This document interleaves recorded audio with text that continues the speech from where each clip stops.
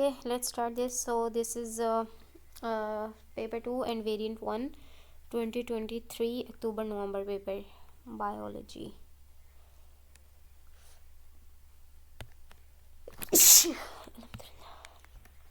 Some processes carried out by living organisms are listed.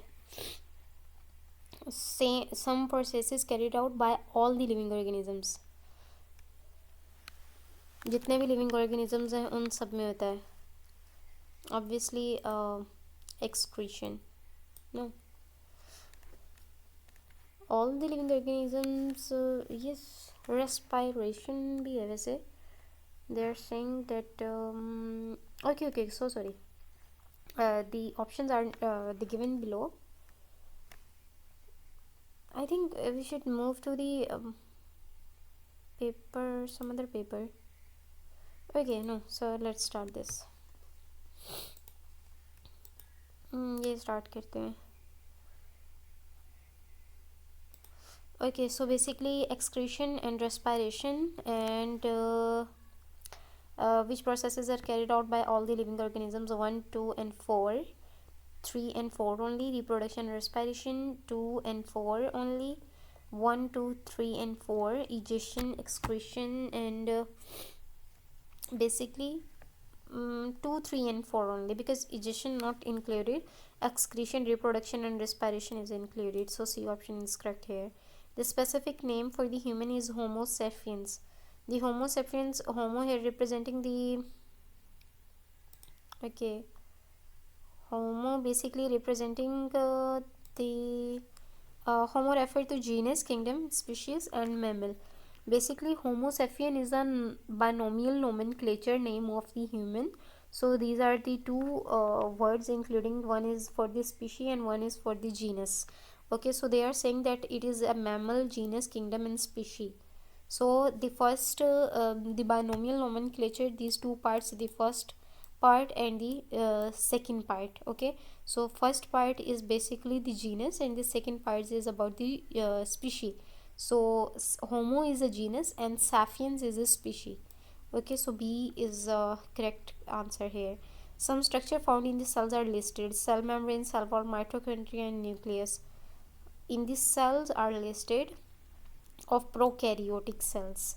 Prokaryotic में हमारे पास जो है वो न्यूक्लियस नहीं होता, mitochondria, cell wall and cell membrane. इन दो में से हमने बताना है सेल मेम्ब्रेन, सेल वॉल और माइटोकॉन्ड्रिया कौन सा ऐसा है जो कि हर एक में ही है. न्यूक्लियस तो नहीं है क्योंकि because these are the prokaryotic cells. अगर हो भी तो बहुत, यानी कि लैक ऑफ न्यूक्लियस होता है. और दूसरी मेम्ब्रेन बाउंड ऑर्गेनेलिज्म में नहीं होती. तो सेल वॉल, सेल मेम्ब्रेन होती है, माइटोकॉन्ड्रिया भी नहीं है. So it is 1 and 2. So A option is the correct answer. In the mesophyll cell where are the chloroplast found? Obviously in the they are saying that the mesophyll cells, so between the cell wall and cell membrane, no at all. It is present in the cytoplasm. Okay, so cytoplasm contain the chloroplast. The diagram shows a flat worm, and they are saying that it has been magnified by 100x. What is the actual size of the flat worm?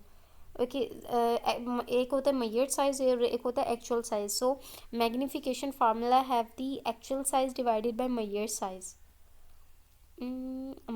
no, magnification formula is actually the magnification factor is equal to measured size divided by actual size. So measured size here is 50 millimeter, and the actual size, what is the actual size? So magnification factor is equal to, first of all we have to convert into the micrometer. 50 millimeter, then whenever we want to convert into the micrometer we have to multiply it with 1000, because millimeter converts into the micrometer will be multiplied with 1000. So 50 multiply 1000 will be 50,000 micrometer, and divided by 100. Okay, so it will be cut down, and only 500 micrometer will be left behind. So this is the answer, 500 micrometer, because the magnification formula is the measured size over actual size, okay, multiply by 100. If we want some percentage answer, multiply by 100. So measured, they actually want to say actual size, actual size. So actual size will be replaced with 100. So we will replace the actual size with the 100. So it will be converting into the other formula, that is m divided by 100 is equal to a mean actual size, m for measured size, and 100 that contained by the formula. So we have to just replace this a with 100. Okay, so measured is 50,000 and divided by 100 we got our actual size. Okay, कभी कभी ऐसा होता है कि वो आपसे actual size नहीं बल्कि वो आपसे ये पूछ लेते हैं कि मैग्नीफिकेशन पावर बताएं. Then you have to just divide the measured size by the actual size. Okay, now moving to the our next question, they are saying that the diagram shows how a cell appears under the microscope at the start of an experiment and after it has been placed into a dilute solution of the salts for 5 minutes. Start of the experiment and after placing in the dilute solution of the salt, which statement explain what happens? Basically the water enters into the cell by osmosis, because you can see there the start of experiment it is just normal cell there, but after sometimes, after passing sometimes, whenever the water enters into the cell, it is actually flaccid, like condition. Okay, because cells is actually swells up there. So whenever water enters the cell by the osmosis, this is likely as water will move into the cell to balance the solute concentration. Okay, so cell is placed into the solution of the salts is that water enters the cell by the osmosis. So C option is the correct here answer. The concentration of the nitrate ions is higher inside a root hair cell than in the soil. What would be required for the absorption of the nitrate ions into the root hair cells? There are four options: mitochondria, oxygen, membrane proteins, and the cell wall. Can you give me answer, Essen? Are you there? Yes. Yes, what is the answer of this question? What actually they want to ask about here? They are saying concentration of nitrate ion is higher inside a root hair cell than in the soil. So what will be required for the absorption of nitrate ions into the root hair cell?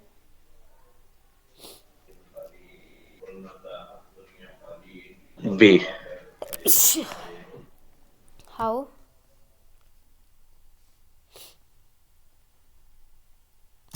Because the nitrate ions are negatively charged and cannot positively diffuse across the cell membrane.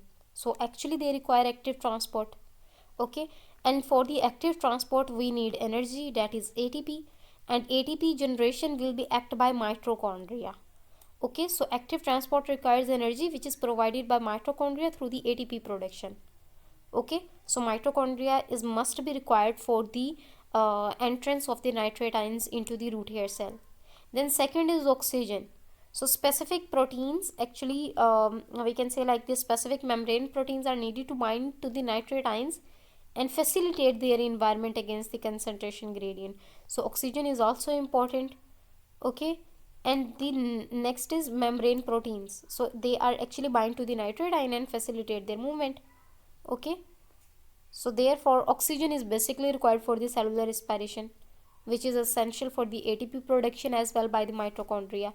So membrane proteins, oxygen, and mitochondria, these are essential requirements here for the absorption of the nitrate ions into the root hair cell. Now we are moving to our next question. What is the color change shown by the Benedict solution when heated with the reduction sugar? Benedict solution. What is Benedict solution? Why we will use here the Benedict solution? Which purpose? For which purpose? Because Benedict solution is a test, na? Benedict Yes. So solution. Why we use? For which purpose? to indicate sugars. So Yes, it's gonna be A. yes, exactly. The Benedict solution is used to test for the presence of sugar, reducing sugars. Whenever we heat it with the reducing sugar, the blue Benedict solution changed color because the original color of the Benedict solution is blue. So whenever we heat up it and heat the reducing sugar, the color change actually depends on the concentration of the reducing sugar. Whenever there will be just a low concentration of reducing sugar, then it will be converted into like some green color. But if a medium concentration, then it will be results, we get actually a yellow or orange color. But whenever there will be high concentration results, then it results in the like mm, red color, I think. Yes, so B option is the correct here, because the original color is blue and converted into the red one. Okay, so blue to red conversion. It should be purple because it was purple, but Purple. yes, Okay. purple. mm, Purple, blue to purple. Okay, let me confirm this. um जितना मेरे mind में, I think it will be converted into red. Original तो deep blue होता है ना, ठीक है जी, लेकिन चेंज हो जाता है ये. ब्लू ये रिप्रेजेंट करता है कि इसमें कोई शुगर नहीं है. ग्रीन ये रिप्रेजेंट करता है low amount of sugar. No बच्चे, no, there is no purple colour. This is a Benedict, not a burette. ये बेनेडिक्ट सॉल्यूशन है. Okay, Vasant. Okay, the color is actually representing that the red is actually representing the high amount of the sugar. Okay, so blue to red, not purple. Okay, they are saying that here we can see there is a diagram. Which part absorbs the most water? यहाँ पर हमारे पास A B C D option इन्होंने represent किए हुए हैं कि कौन सा ऐसा पार्ट है जो कि बहुत ज़्यादा वाटर को एब्जॉर्ब करता है.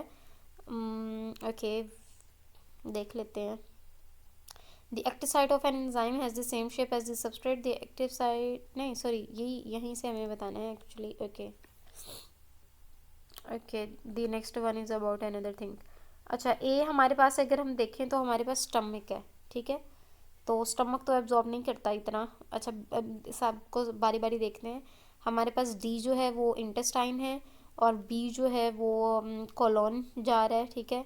और सी जो है वो एक्चुअली दिस इज़ अ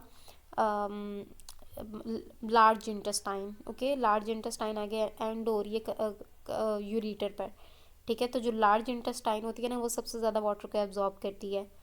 ठीक हो गया. So C option is the correct answer here. Which statement is correct? The active site of an enzyme has the same shape as the substrate,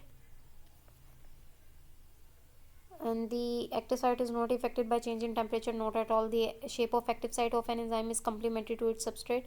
The substrate and the product combine at the active site. Basically, enzyme की shape substrate जैसी नहीं होती, बल्कि shape of active site के according substrate आके attach होता है, ठीक है. So basically shape of active site of an enzyme is complementary to its substrate. Okay, so C option here is the correct answer, not A. Active site के according substrate आके attach होता है, substrate के according active site अपने आप को mould नहीं करता. The graph shows how the rate of the photosynthesis of a plant changes with the light intensity at three different carbon dioxide concentration. In each case, the temperature is 15 degrees centigrade. What is the limiting factor for the rate of the photosynthesis at point X on the graph? उन्होंने हमें कहा हुआ 0.04% बन रहा है यहाँ पर. अगर हम x को रिप्रेजेंट करते हैं, x को देखते हैं, बेसिकली जो रेट ऑफ फोटोसिंथेसिस होती है ना, वो लाइट इंटेंसिटी पर डिपेंड करती है, कार्बन डाइऑक्साइड कंसनट्रेशन पर डिपेंड करती है, टेम्परेचर पर और सरफेस एरिया पर, ठीक है. अगर हम इस ग्राफ को देखते हैं तो ये हमें बता रहा है कि रेट ऑफ फोटोसिंथेसिस जो है वो कार्बन डाइऑक्साइड की डिफरेंट पॉइंट्स पर है, ठीक है. और टेम्परेचर जो है हमारा फिक्स्ड है, जबकि कार्बन डाइऑक्साइड की डिफरेंट कंसनट्रेशन है. ओके, सो यहाँ पर इवेल्यूएट अगर हम करें carbon dioxide, what is the limiting factor. Limiting factor यहाँ पर क्या है, point X on the graph. Light intensity देखिए लिमिटिंग फैक्टर नहीं होता, पहली चीज़ तो ये है. Surface area of the plant, it is not indicated as a limiting factor. Surface area तो जितना ज़्यादा हो उतनी ज़्यादा फोटोसिंथेसिस होती है, तो ये भी निकाल दें, ये भी निकाल दें. बाकी बचता है carbon dioxide concentration and temperature. Temperature तो हमारे पास पहले ही स्पेसिफिक है, तो ये भी लिमिटिंग फैक्टर नहीं है, तो बाकी बचती है carbon dioxide concentration. So this is the limiting factor. Okay, because carbon dioxide is a product. Carbon dioxide उनका प्रोडक्ट है, वो लिमिटिंग फैक्टर उन्होंने कहा है कि कैसे, मतलब लिमिटिंग फैक्टर, क्योंकि वो प्रोडक्ट है. ठीक है, रिएक्टेंट्स में तो उसके पास या तो उसे लाइट चाहिए या उसे ऑक्सीजन चाहिए. ठीक है, या ग्लूकोज चाहिए, जो सॉरी ग्लूकोज कह रही हूँ, या उसे हमारे पास लाइट चाहिए होती है और ऑक्सीजन चाहिए होती है. Then it will be converted into carbon dioxide, glucose and some water as well. अगर हम फोटोसिंथेसिस वाला इक्वेशन याद करें तो.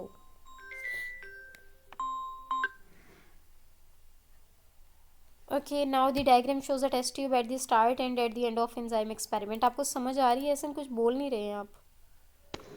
Yes, I understood. ओके, साथ साथ बोलें, ज़्यादा रोज़ा लग रहा है. मैं बोल रही हूँ, आप खामोश हैं. The diagram shows a test tube at the start and at the end of an enzyme experiment. There is a test tube, this one, enzyme plus substrate and enzyme plus product. 10 minutes दिए हुए और temperature 35 degree centigrade represent किया हुआ है. And at the end of experiment, the mixture in the test tube contains glycerol, which Rose correctly identified the enzymes and the substrate it acts on. Okay, सबसे पहली चीज़ तो ये है कि हमारे पास जो एक्सपेरिमेंटेशन यहाँ पर हो रही है वो क्या क्या है, प्रोडक्ट क्या होगा और वो क्या है. बेसिकली अगर हम इस रिएक्शन को देखते हैं तो इसमें हमारे पास ग्लिसरॉल उन्होंने कहा है कि मिक्सचर है इसमें अंदर.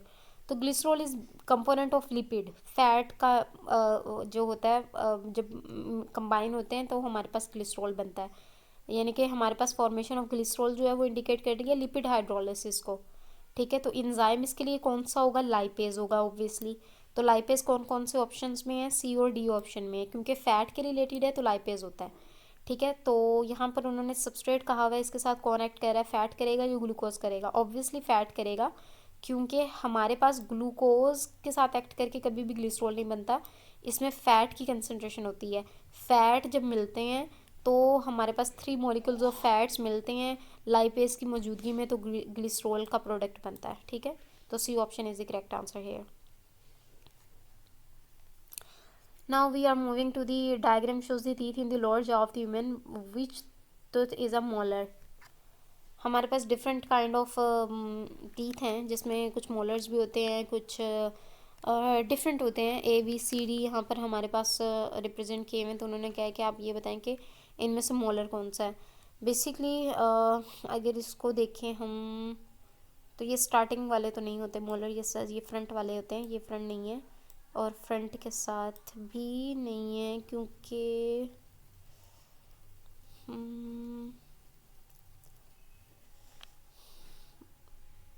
सी या डी में से हम कह सकते हैं, क्योंकि जो मोलर टीथ होते हैं ना वो थोड़े से बैक, एक तो बैक ऑफ जा होते हैं और दूसरे उनकी करेक्टरिस्टिक होती है कि वो ब्रॉड हों और फ्लैट सरफेस हों. तो ये है हमारे पास, D option is the correct answer. ठीक है जी,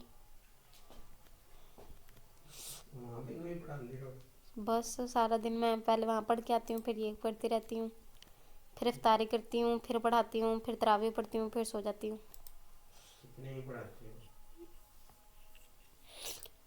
हर दिन अलग है. वीकेंड पे ज़्यादा कर ली है मैंने रमज़ान की वजह से, और 3 घंटे की होती है आगे पीछे. This will be C. C option. Yes. नहीं, मोलर हमारे पास टीथ जो होते हैं ना, मोलर टीथ, No, वो it's yeah, B. मैं आपको पहले इसका बता देती हूँ कि क्या करेक्टरिस्टिक होती है, हमें कैसे पता चलता है कि ये एक मोलर टीथ है. बेसिकली जो मोलर टीथ होते हैं ना वो सबसे ज़्यादा च्विंग के लिए और ग्राइंडिंग के लिए यूज़ होते हैं. तो फ्रंट वाले तो ग्राइंडिंग और च्विंग के लिए नहीं यूज़ होते.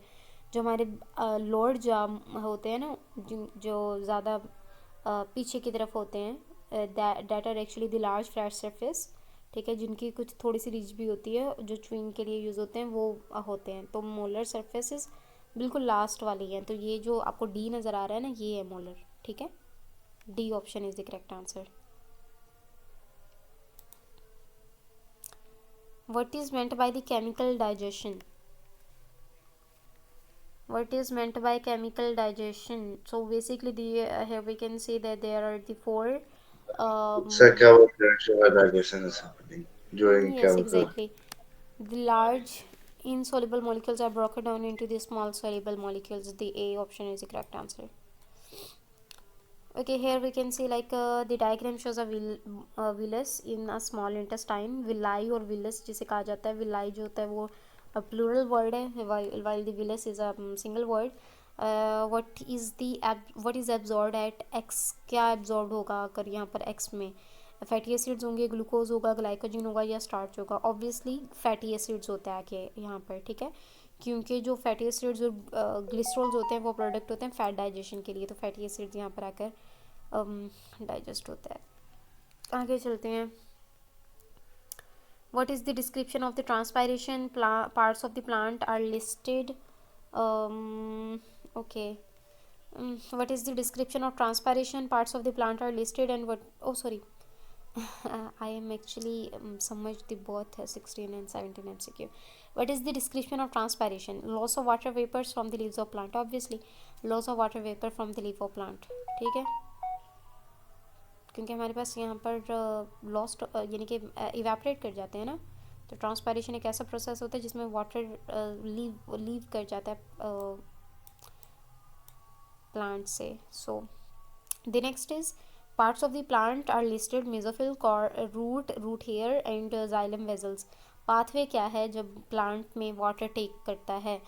जाइलम वेजल्स सबसे पहले आएंगे, नहीं नहीं नहीं नहीं सॉरी, सबसे पहले रूट आएगा ना, ठीक है। रूट कॉर्टेक्स होंगे कि रूट हेयर होंगे? रूट हेयर्स होंगे सबसे पहले, फिर उसके बाद कॉर्टेक्स होंगे, यानी कि 1 2 देन जाइलम आएंगे एंड देन मीजोफिल सेल्स आते हैं, क्योंकि मीजोफिल सेल्स सबसे on the top of the list. ठीक है, तो करेक्ट हमारे पास पाथवे ये आ जाता है 3 2 4 and 1। 3 2 4 and 1 कहाँ पर है? 3 2 4 and 1, this one. D option is the correct answer. Okay, now move to the next 18 point. The diagram shows the single circulation of a fish and the double circulation of the mammal. Okay, and what is the question here? Which letter represents the areas with the most oxygenated blood? हमारे पास यहाँ पर कौन सा most oxygenated blood area है, कौन सा area represent कर रहा है? क्योंकि दो तरह की सेपरेशन होती है, R and X, S and Y, T and Y, T and G. Okay, It's A. R and X, ventricles and atrium.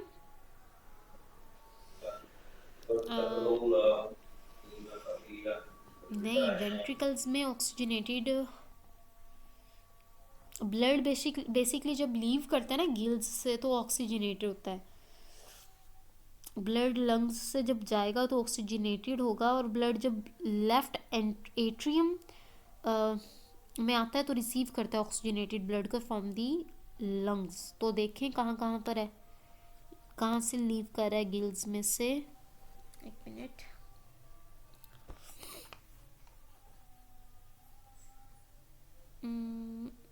एक तो ये एस पोर्शन आ जाता है। ओके, यहाँ से हमारे पास गिल्स में से लीव करता है ब्लड, तो ये ऑक्सीजनेटेड पार्ट होता है। दूसरा एस के साथ तो जाहिर है फिर वाई ही है, तो वाई ये वाला पार्ट आ जाता है। ओके, ये वो वाला पार्ट होता है जहाँ पर हमारे पास जो ब्लड है वो लीव करता है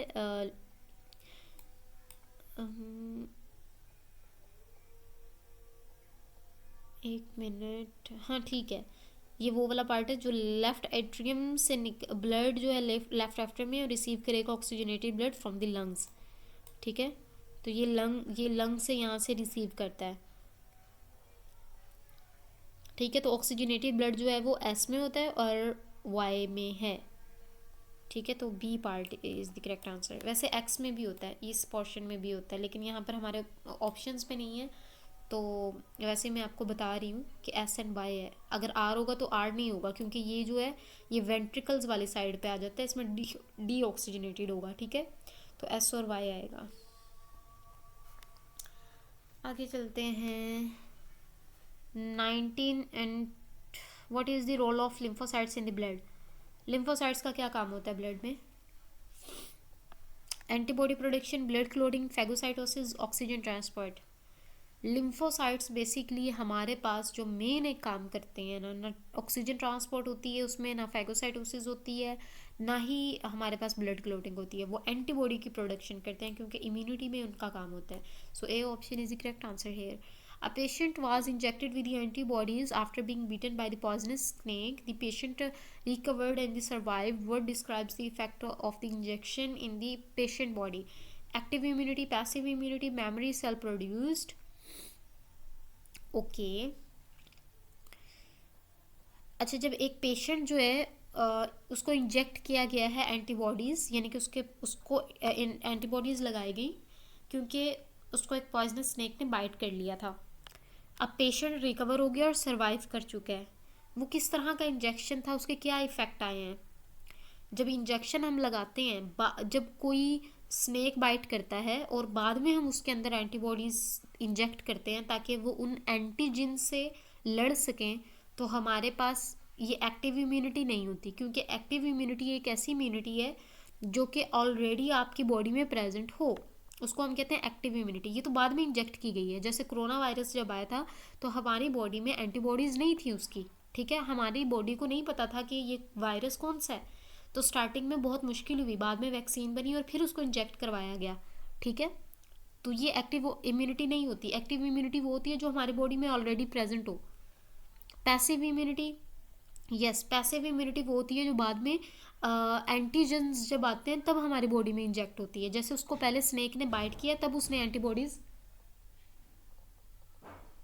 इंजेक्ट की हैं। ठीक Yes. है, और इसी तरीके से Yes. कोरोना वायरस जैसे ही आया था तो हमें नहीं पता था कि हमारी बॉडी का ये एंटीजन एंटर हो चुका है, तो एंटीजन एंटर हुआ तभी बाद में वैक्सीन बनाई गई। और वैक्सीन में क्या होता है, एंटीबॉडीज़ होती हैं। ठीक है, और मेमोरी सेल्स भी नहीं होते, बिकॉज मेमोरी सेल्स उसमें उसमें होते हैं जब आपके पास मेमोरी सेल्स वो होते हैं जब एक दफ़ा, अब मेमोरी सेल्स उन लोगों में आए होंगे जिनको पहले दफ़ा कोरोना हुआ और दूसरी दफ़ा कोरोना हुआ, सेकंड फेस में भी हुआ। ठीक है, पहली दफ़ा कोरोना हुआ तो उनकी बॉडी को पता चला कि ये एंटीजन आया है, तो उन्होंने उसको याद कर लिया। ठीक है, ये होता है memory cells.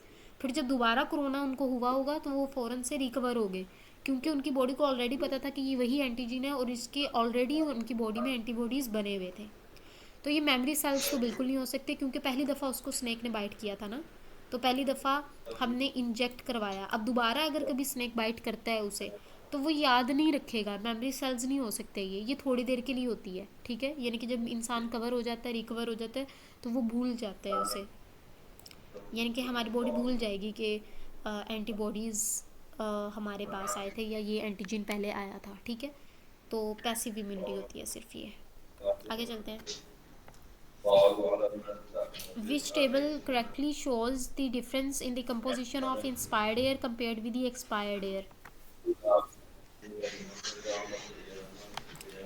Oxygen inspired air में लेस होती है, नो नेवर।